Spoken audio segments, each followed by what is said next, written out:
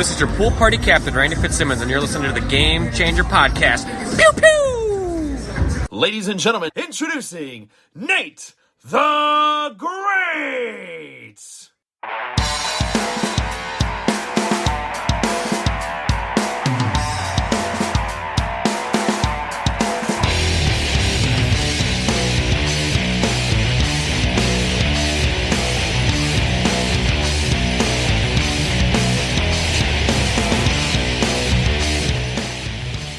Hello and a happy new year to everyone. Yes, I know that it is 2 weeks after the new year has commenced, but it's fine. I have finally made time to record a show.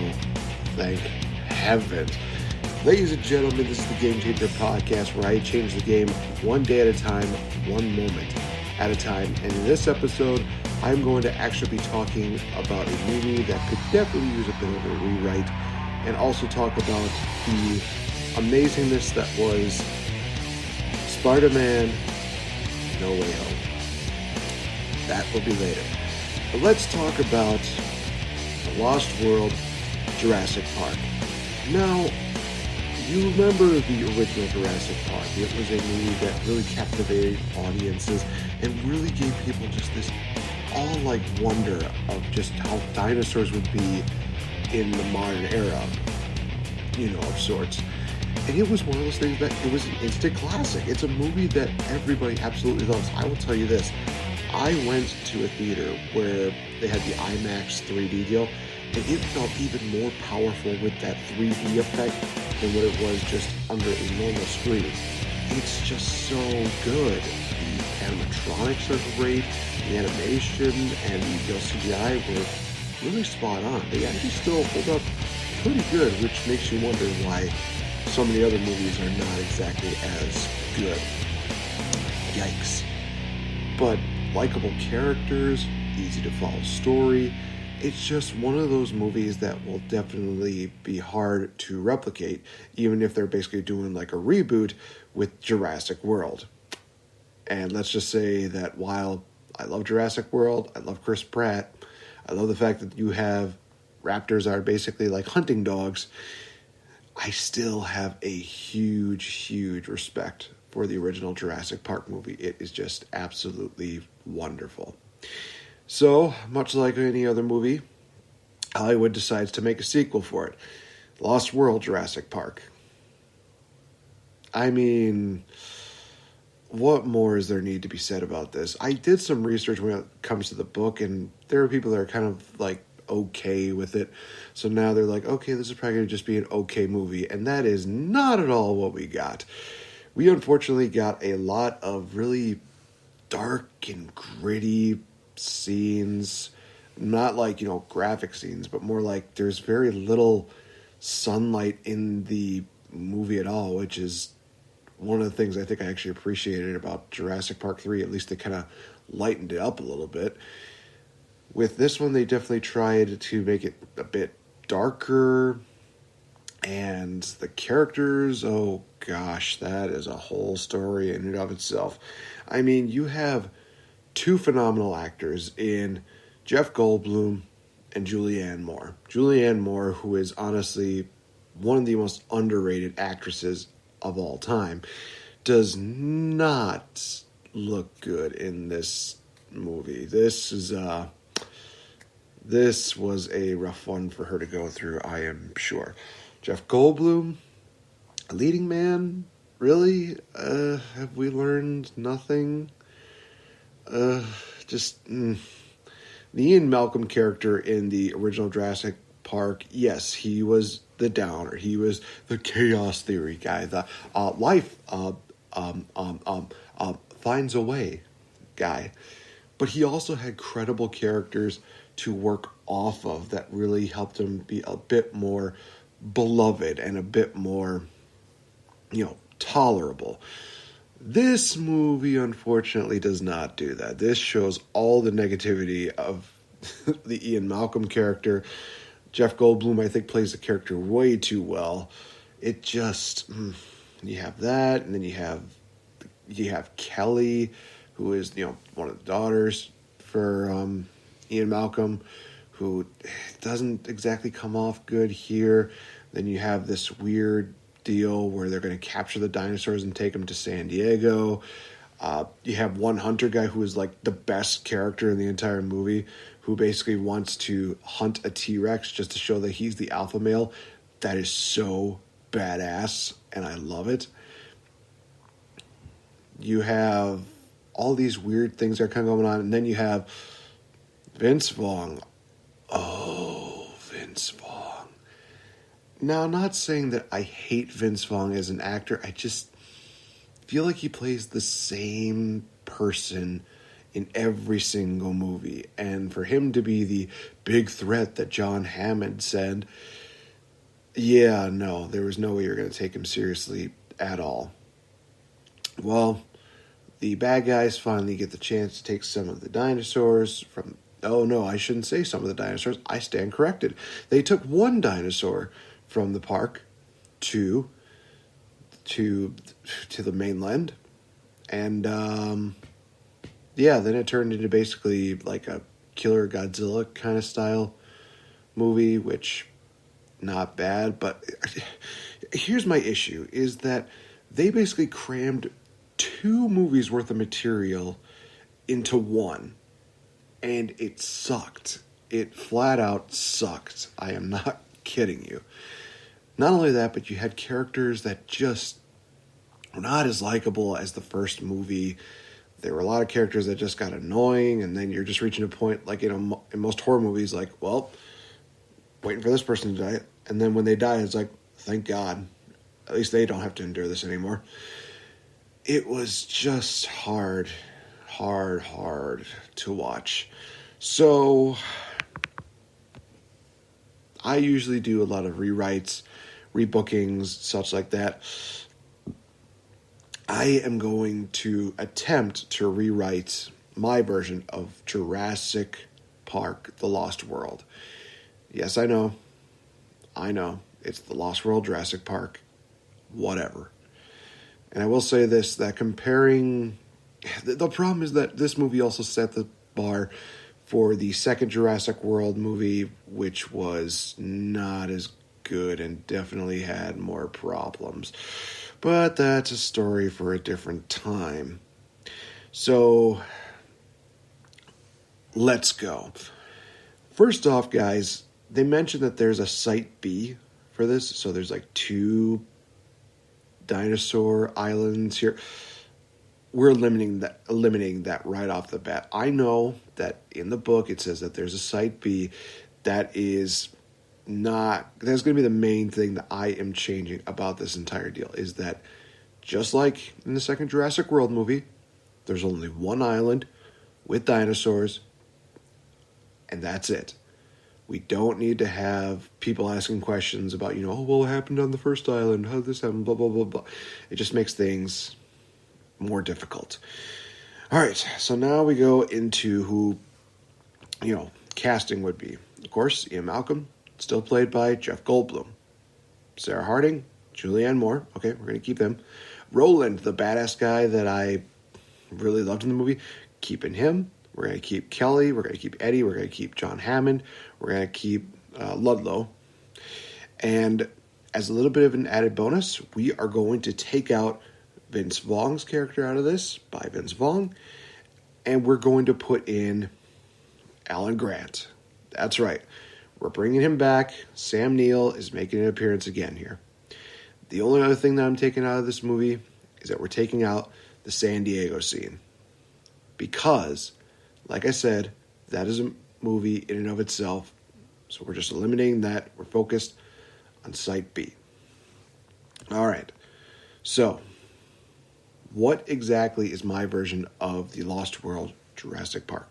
Well, we actually open up not with the weird, deal where they have the family at the island and the little girl gets attacked by these little compies. That was just bizarre, to say the least. It just literally showed, hey, we can create little dinosaurs, but also this family played no factor into this movie. It was just, they were just there and then they were gone. So instead we're going to actually have a museum deal where we're showing off some of the dinosaur bones, and we're going to get reintroduced to Alan Grant and Ian Malcolm. These two basically are talking about, their experiences with life outside of Jurassic Park. Even they can joke about each other's books. I mean, it's one of those things where they mention that throughout the entire of the Jurassic Park movies. Why not bring that up right here? Now, I will keep the whole deal where Ian's girlfriend Sarah gets sent to research the dinosaurs. I'm definitely going to be keeping that. So that means that instead of it being just Ian going there, we're going to have Alan and Ian both going to the island. Of course, we'll still have that scene with Ian Malcolm and Dr. Hammond, because honestly, you cannot deny that Dr. Hammond is one of the best things that comes out of any Jurassic Park movie. He's just awesome. Bottom line, he's awesome. And it takes a little bit of time to, process this. But Ian convinces Alan to come along because he knows more about dinosaurs than Ian does. So he thinks that he's going to be a bit more of an asset. They have this rescue mission going on. The thing is that they are the ones who actually recruit Roland. Not Ludlow. Roland is going to be a part of the team with, Alan, Ian, Eddie, and, we're going to still keep Kelly in this. I think that having, Kid kind of see the whole dinosaur deal definitely does make it a bit more harder, but it also makes for a bit more of emotional deals when time goes on. And there's also another reason for that too.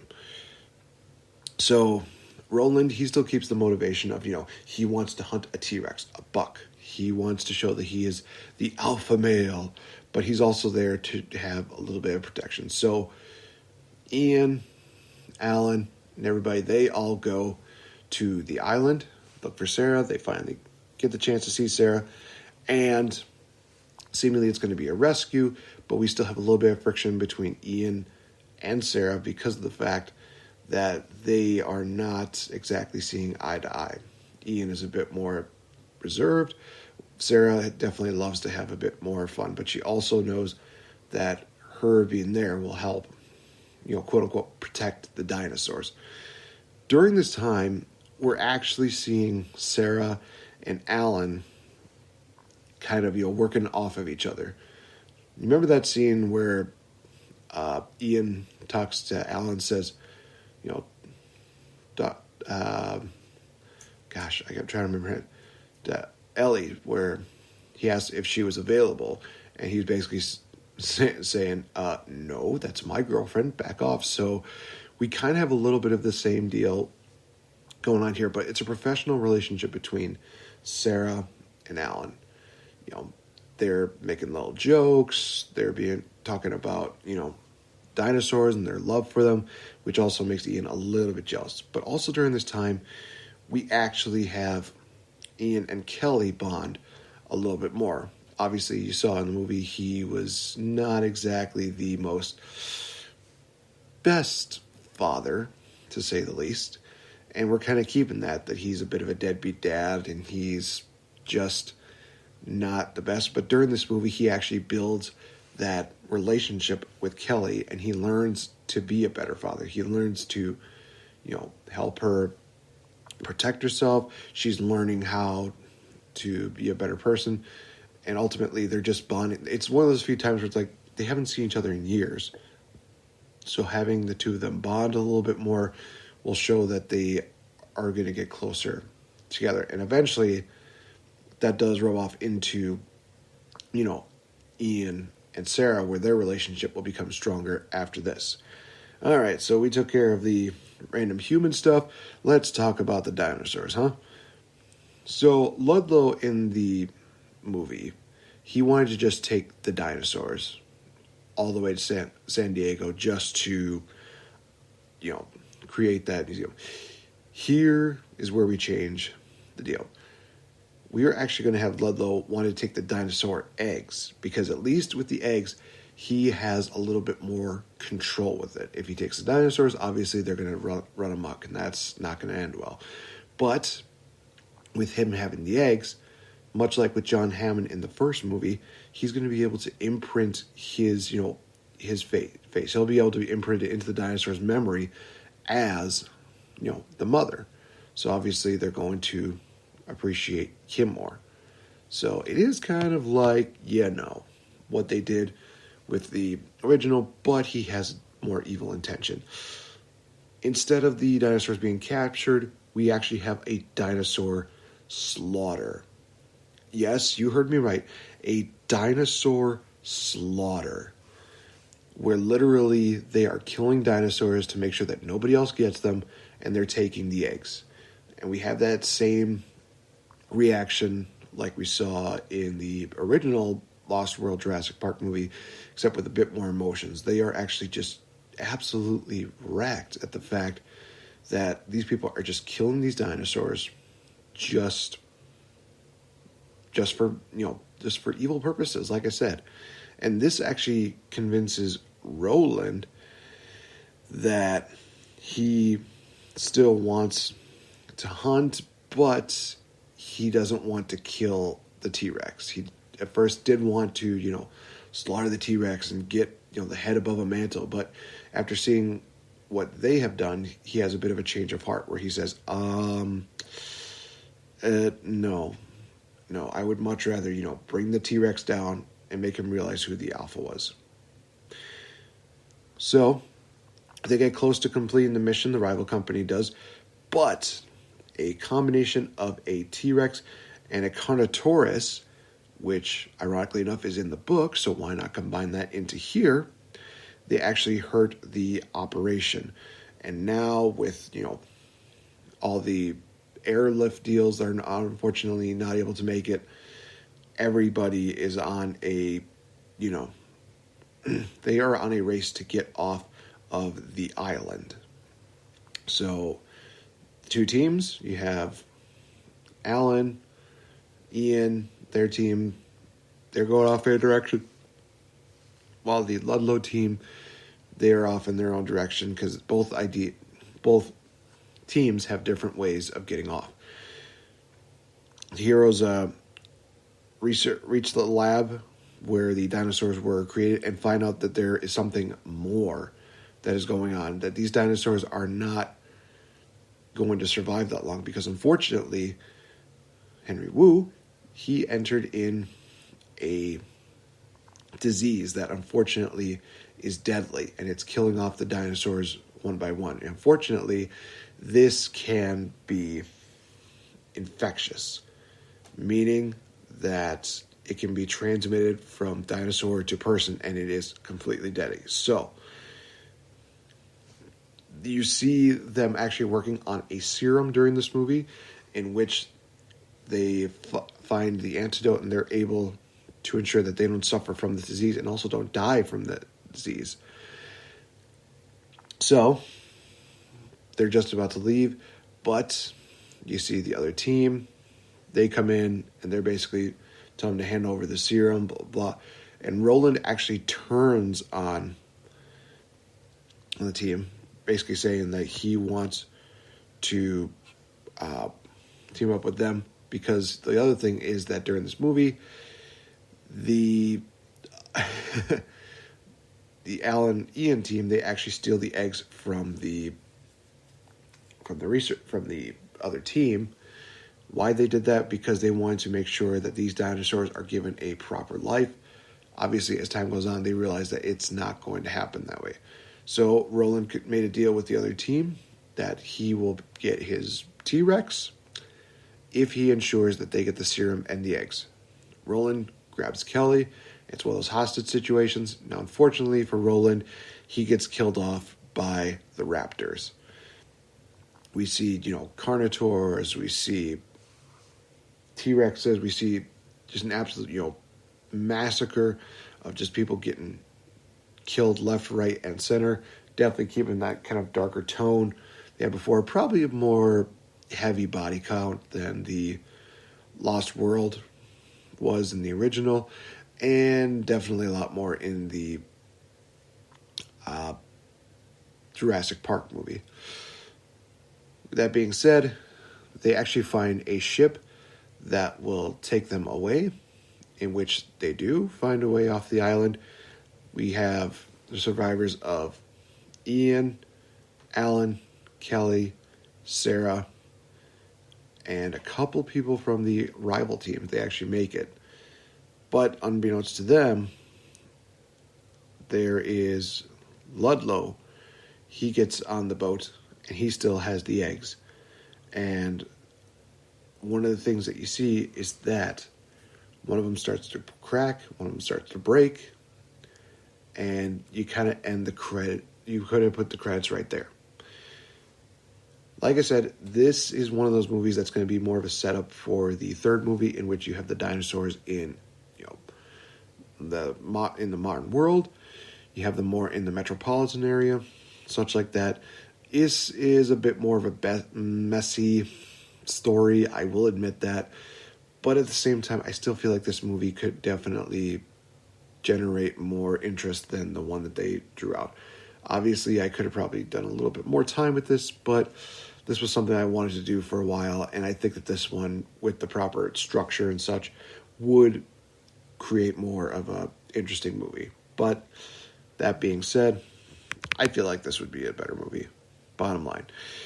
All right, so I'm going to take a quick little commercial break, and then when we come back, it's time to talk about Spider-Man. Spider-Man does whatever that spider can. Oh boy, I'm gonna get copyright. So stay tuned, guys. Be right back. This is the Princess of Pro Wrestling, SoCal Val, inviting you to watch Grown Ass Women TV every Wednesday at 5 p.m. Eastern on YouTube. GAW TV is the ultimate slumber party with me, Lisa Marie Varon, and Mickey James. Plus, special guests like Mick Foley, WWE's Paige, and more. We're live in the YouTube chat room every Wednesday for each episode premiere. So join us, and don't forget to bring a cocktail. Visit GawTV.com for more info. That's GAWTV.com. We'll see you there. Ladies and gentlemen, this is Coda Jacobs, the crusader and visionary behind a brighter future in wrestling. If you're an honorable and noble public servant like myself, you are listening to the Game Changer Podcast.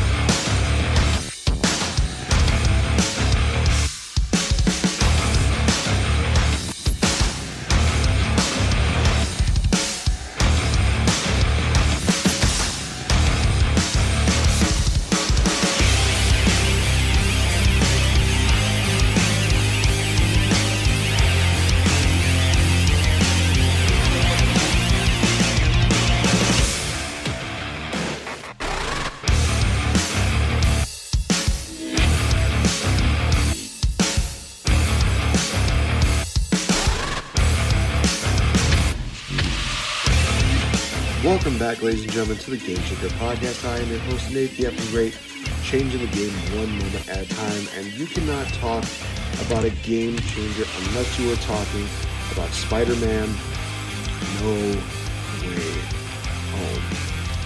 In all honesty, guys, this was one of the most spectacular movies to end 2021 with. Everything that went on in 2021, whether it was politics, sicknesses, unfortunately untimely passings, Spider-Man No Way Home definitely reminded me that there are good things in the world, and of course it involves movies. So for those of you that have not seen it, I definitely would recommend definitely turning this off, going to go see Spider-Man, and then coming back to hear it for those of you that have seen it or just do not care.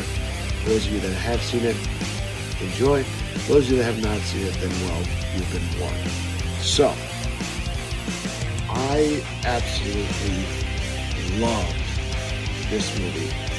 The way that they portray Tom Holland in this movie, this is one of those Spider-Man universes that just definitely makes you question a lot of things, and it also makes you just watch in absolute awe and bewilderment because of the fact that it does pick up immediately where it left off in the second Spider-Man movie, Far From Home, where basically everybody's being told Peter Parker is the one who killed Mysterio.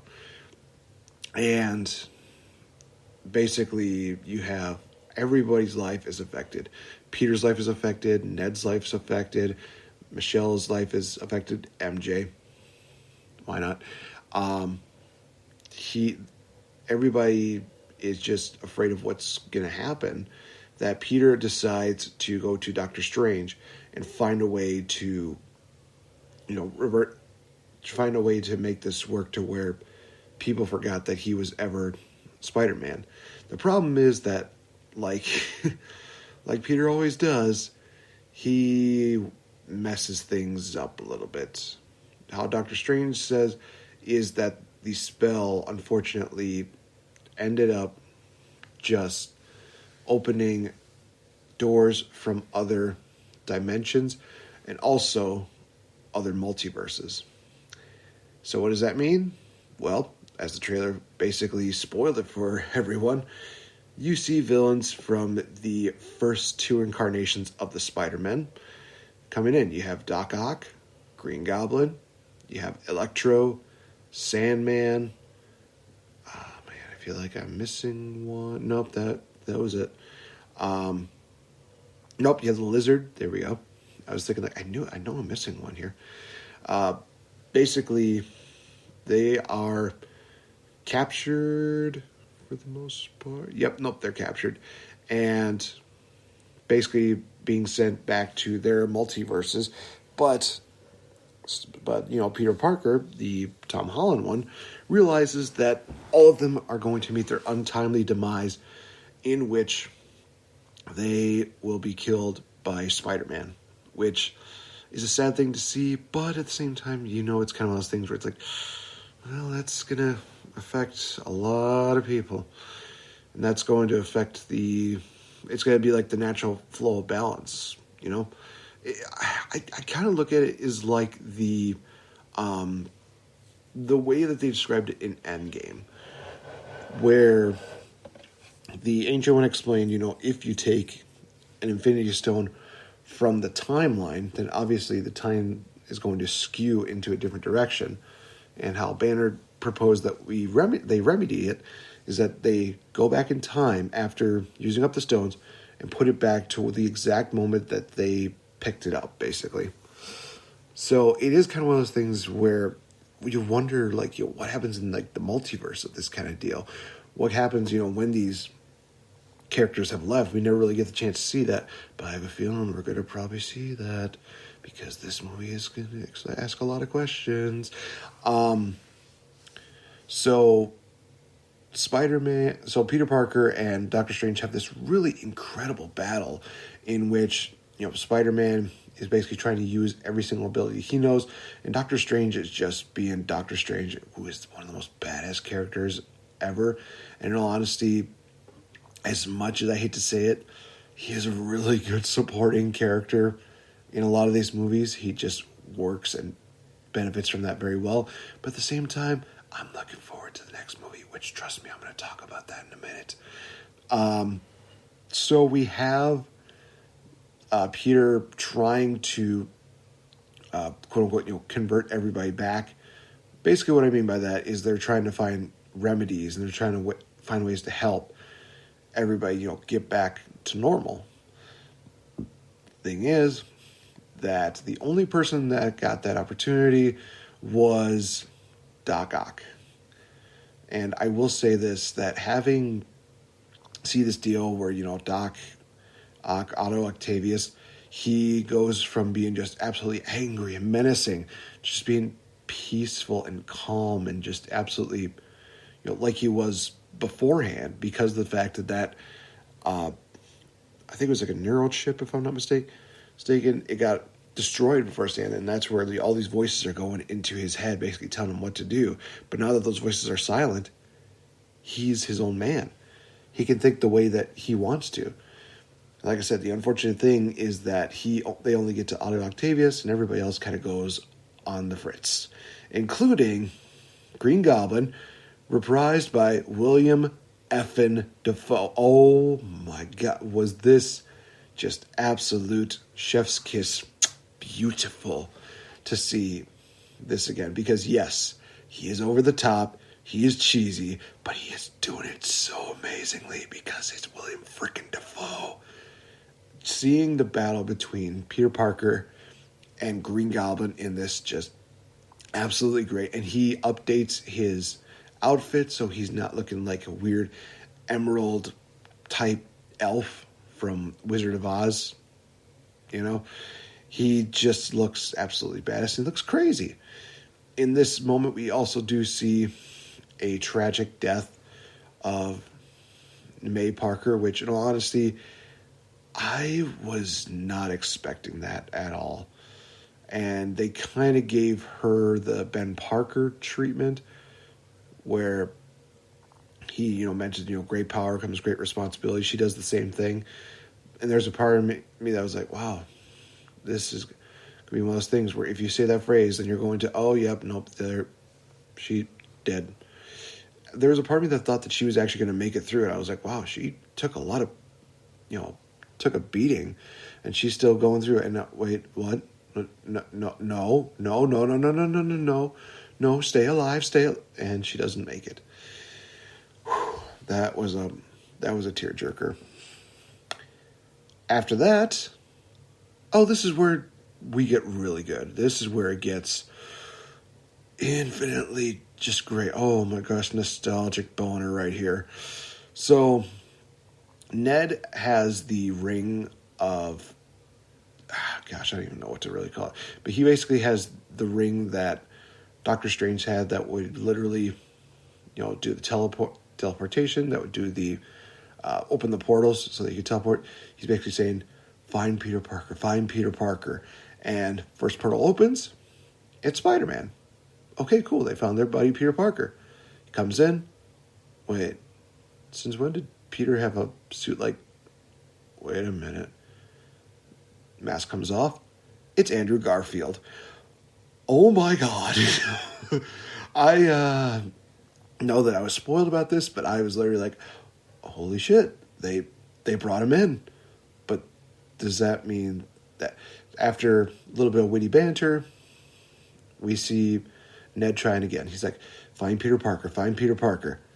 Portal opens, and we see Peter Parker. It's Tobey freaking Maguire. Oh my God. You cannot contain the absolute pure emotion on that. I will say, one of my coworkers that I used to work with at the theater said, by the time you see the first cameo, you're literally going to just go absolutely crazy. The first cameo is freaking Daredevil. And then it just builds up. You go from Daredevil to Otto to Goblin, Electro, Sandman, Lizard. It just keeps building up. And then you get the cherries on the top of this beautiful sundae, that being Andrew Garfield and Tobey Maguire. That is great. So everybody meets up with Peter Parker, Tom Holland's Peter Parker. And you have this moment of just heartbreak, but also of absolute pure genius writing, because of the fact that every single one of those Spider-Men had suffered great loss. I mean, they all mention it. For one Peter, it was Uncle Ben. For another, Gwen. Another, Aunt May. And all of them learned that with great power comes great responsibility. And it's just absolutely amazing seeing these three individuals, Tom Holland, Tobey Maguire, and Andrew Garfield, work off each other. It just, we need all three of them in another movie. I don't need another Spider-Man movie. I would love to just still see them work all together. Okay, I lied. I would love to see another Spider-Man movie with all three of them. That's just me. So they all work together to find a way to stop every single one of these villains. They find a way to turn, Flint Marko back from being the Sandman. They find a way to help Jamie Foxx, Max, there we go.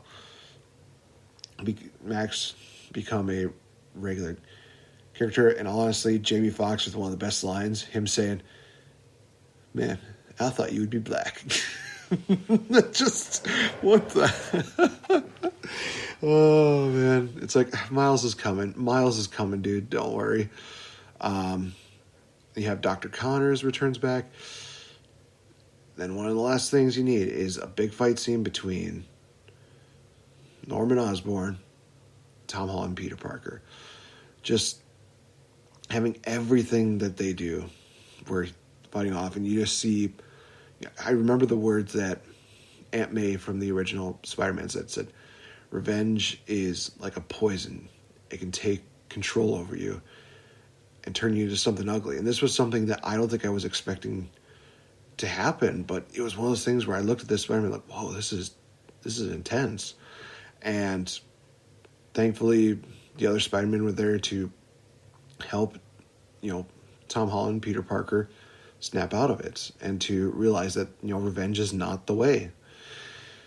After that, we have basically a moment where the shit hits the fan. We see cracks in the sky, and it looks like all of these other multiverses are just slowly cracking and breaking open. And Peter Parker just says, "Do it." Do what? Do it so that nobody knows me as Spider-Man. Have them forget Peter Parker altogether. And it's one of those moments where you feel the chemistry between Doctor Strange and Spider-Man, where at first Doctor Strange is like annoyed by him, but in the end he says, "You're a great man. I don't want to forget you. And I will always remember you." Even though, yes, his memory was going to be wiped. You have a great chemistry between all three Spider-Men. In all honesty, every scene that those three have is just absolutely amazing. The callbacks, nostalgia, everything that they do, just absolutely great. I also am kind of sad because the Andrew Garfield Spider-Man, that Peter is just literally talking himself down like he's not that good, like he's just a lame Spider-Man. And it's not true. It's one of those things where like, dude, no, you're an amazing Spider-Man. You were just given really bad writing. I will also say, I said this in a meme once. I said that Andrew Garfield is the little brother Spider-Man that we didn't know we wanted until we did. Because there's so many memes that you have the Tobey Maguire Spider-Man saying like, "Oh, I was in a black suit," and then there's Tom Holland's like, "I was in a black suit too," and then Andrew Garfield's like, "I want a black suit." It's just, oh my gosh, just the chemistry those three have is great. And the emotional parting between Ned and MJ with Tom Holland, Peter Parker, it does create an emotional moment. Even though I'm not the biggest Zendaya fan, she put on one hell of an acting deal here. So life has basically been reset for him, and Spider-Man is known, but Peter Parker is not. So that's kind of how it ends, because there's so many movies that have like the third movie ending with loss, major loss. With Iron Man 3, he lost the reactor. Captain America Civil War, lost the shield. Thor Ragnarok, lost the hammer. Spider-Man No Way Home, lost everything. That is something that I was not expecting at all to come out of this movie thinking, was that he lost every single thing and he did nothing wrong. It sucks, and it also reminds you that indeed great power comes great responsibility. And this Spider-Man, he literally went out, did his best, and he made sure that everybody was safe, and that's what mattered in the end. Let's go to the mid-credit scene, shall we? So, we see Eddie Brock. He's just chilling out, talking to Venom, and then he, blip, disappears. Goes back to his multiverse. But we see a little black thing that remains on the table. There's a Venom that's going to be coming into this version of Spider-Man. So we're getting 2 Venoms in 2 different multiverses. I'm hoping that it's not going to end poorly like it did for the Spider-Man 3. But that does give you guys a little bit of a preview that, hey, we're going to have a little bit more fun with this movie. Now let's go on to the final credit scene. No, final credit trailer. What? A trailer at the end of the movie? Yeah, because literally it shows Doctor Strange having to deal with all this multiverse of madness, and he has to confront one of the greatest evils of this multiverse of madness, himself as the Supreme One. Oh, if only people have watched the What If series of this. This is definitely going to be good. For those of you that don't know what I'm talking about, there's a What If series of Marvel deals on Disney+. I recommend watching all of it, but this definitely takes a page out of it, in which you see literally there being 2 Doctor Stranges, and one of them decides to have every single bit of power just so that he can save the one that he loves, and turns him ugly. Eventually, he is in just this random dimension all by himself, with no one to love and no one to... It's something that it's hard to describe. You have to go watch it. I'm going to watch it after recording this. Oh my gosh. It's great. Ultimately, Spider-Man No Way Home definitely is one of those movies that pops the nostalgia, tells a good story, gives you everything that you can imagine and more.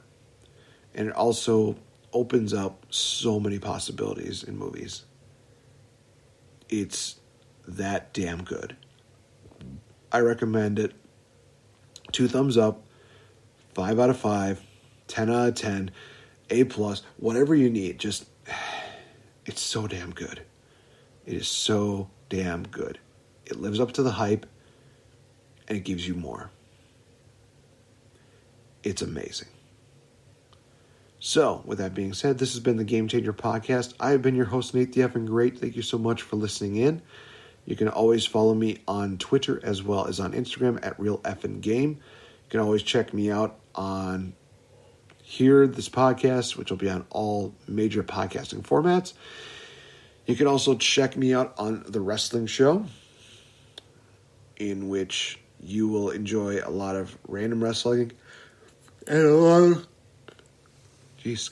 lot of crazy random nonsense, but also very entertaining, absolutely amazing wrestling as well. Thank you guys so much for listening in. Thank you for your support. Changes are coming this year, I'm telling you. And I'm looking forward to seeing what 2022 brings. Have a good one, you guys. Stay safe.